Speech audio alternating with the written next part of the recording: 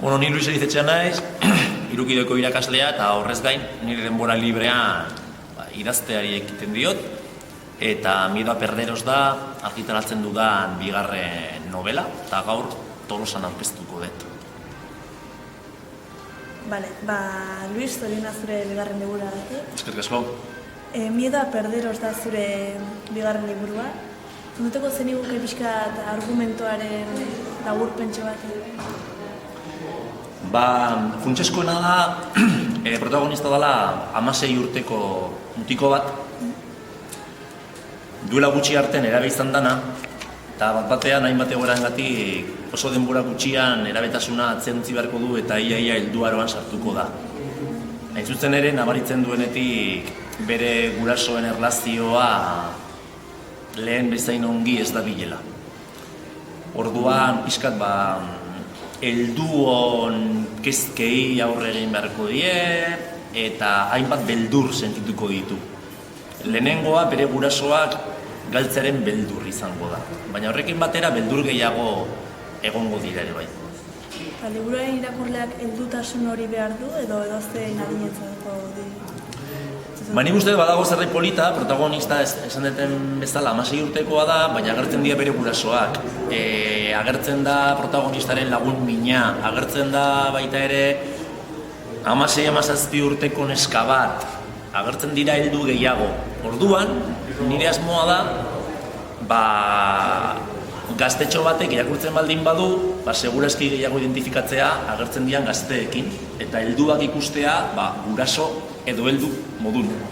Eta irakurtzen duena baldin bada heldua, sartzea gehiago agian gurasoen paperan edo helduen paperan, eta protagonista ikustea seme moduan. Irakurleak rol desberdinak hartzea. Bai, zen ikuste dut idazkera aldetikan hori argi dakat, eta estruktura aldetikan, atal kopurua, atalen luzera, alde hortatik oso irakurte erreza da, baita, esango nuke, 16 urteko gazte batentzat ondo dago. Lehen esan dudan bezala, zure bigarren liburua da. Lehena orain dira urte batzuk argitaratu zenuen, Bajo el nivel del mar izenburuarekin. Eta bien artean urte batzuk igaro dira, zure familia handitu da, hainbat aldaketa izan dituzu zure inguruan. Aldaketa horiek zure liburun isladatze dira? Bai, liburu hau pertsonalagoa da. Ez nuke esango autobiografikoa, baina bai dela pertsonalagoa. Eta lehenengoan, hemen badago trama bat argi eta garbi, eta tramak ez daka zerikusirik nire bizitzarekin. Baina azpian dauden burutazioak, sentimenduak, emozioak lotuago daude nire bizitzarekin eta nire kezka pertsonalakin. Eta lehenengoan nik uste pixkat trama, maitasunezko historia hura, intrigazko historia hura, gehiago sartzen zala fikzio batean, eta ez hain lotuta nire bizitzarekin. Bai, aldaketatxo bat egon da. Eskerrik asko, beste liburun bat argitaratzezun. Eta nire aletik. Bota. Beste aldean mutu. Horrez da lasterka egiten ez? Hau da, lasterketa pista batzu dira, baina nahiko geldi doana, baina azkarra egin dira gauzak. Geldi doan hori, bukatu ez da egin. Ondo espingatu nahi zu ez? Hor dago pista, portadan agertzen dana, agertzen da atletismoko pista bat, ez dindet pista gehiagiri. Bakarrikan esan dezaket, novelan zehar agertuko dela benetako atletismo pista bat. Agertuko da. Eta agertuko da lasterketa bat, benetakoa. Baina portadan agertzen dian atletak, egia esan ez dira atletak. Eta azkeneko pista izan diteke, novelako protagonista ez da portadan agertzen. Novelako protagonista dago, irakurlea dagoen tokia. Ondo esplikatu naiz? Bai, oso ondo esplikatu zean, Luis. Oen dela urte bete eskaz, urte bete ez da izango. 10 hilabete. 10 hilabete, ni baino bat daki. Luisek eta bere ikasle batzuk, elkarbizitza batzuk izan zituzten, barrian, Eta elkarbizitza haietan arratsalde bere hitzetan magiko bat izan zen. Nola lagundu dizu horrek argitaratzen? Ze gogoratu behar dugu Luisek liburu argitaratzen denbora pixka bat pasa duela. Nola motibatu zuten horrek, nola burutzatzen zintuen? Posible da liburutxo bat eskuratzea momentu batean eta esklusiba moduan zerbait irakurtzea hori erantzuteko?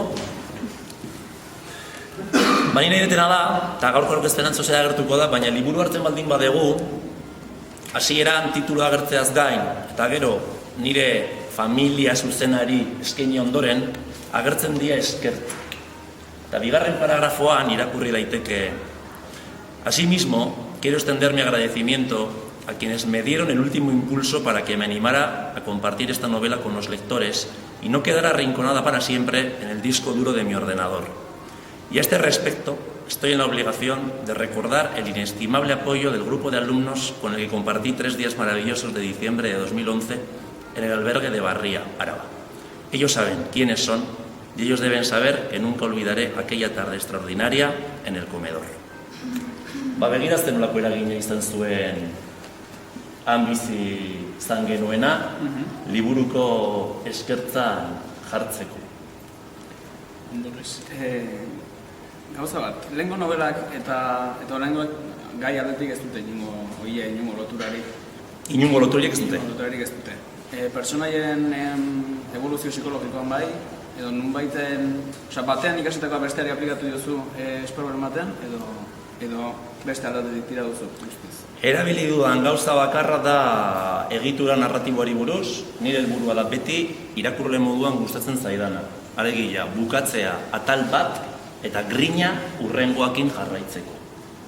Eta gero, bilakaera desente pertsonaien artean eta pertsonaiei gauza gertatzea, aldaketak egotea, irakurlea engantzatzeko. Eta gero egia da, nik uste nire gustoko nobelatan